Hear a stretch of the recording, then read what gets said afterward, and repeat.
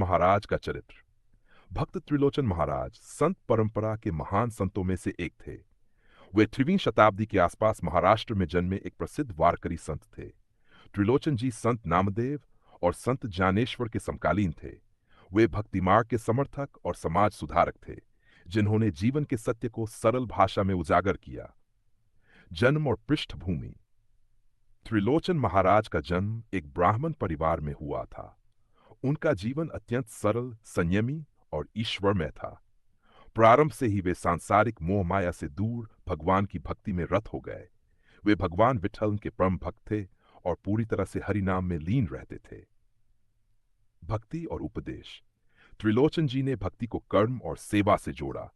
वे ये मानते थे कि केवल बाहरी आडंबर या जाति का अभिमान भगवान को प्राप्त नहीं करवा सकता, अपितु सच्चे मन से नाम स्मरण, सेवा और परमार्थ ही श्रेष्ठ मार्ग हैं। उनकी वाणी में संतुलित ज्ञान और व्यवहारिक धर्म का मेल दिखाई देता है।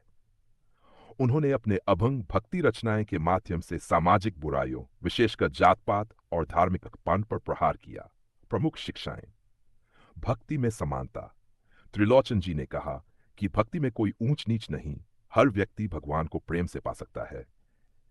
कर्म का महत्व। उन्होंने आलस्य और दूसरों पर निर्भर रहने के विरुद्ध उपदेश दिए। कहा, काम किए बिना कोई फल नहीं मिलता। सत्य और सेवा। उन्होंने सदाचरण, सत्य बोलने और निस्वार्थ सेवा को ही सच्चा धर्म बताया। एक प्रसिद्ध कथा। कहा जाता है कि एक बार उन्होंने एक ब्राह्मण को उपदेश दिया जो केवल अपने जन्म के अभिमान में रहता था। त्रिलोचन जी ने उससे कहा कि यदि तुमने हरि का नाम नहीं लिया और सेवा नहीं की तो तुम्हारा ब्राह्मण होना व्यर्थ है। इस कथन से वह ब्राह्मण परिवर्तित हो गया और हरि भक्ति में लीन हो गया। विरक्ति और समर्पण। त्रिलोचन महाराज ने अपना संपूर्ण जीवन हरि नाम संकीर्तन, संत संगति और समाज को जागरूक करने में लगा दिया। अंत समय तक वे भक्ति के मार्ग पर अडिग रहे। निष्कर्ष। संत त्रिलोचन महाराज का जीवन एक आदर्श है।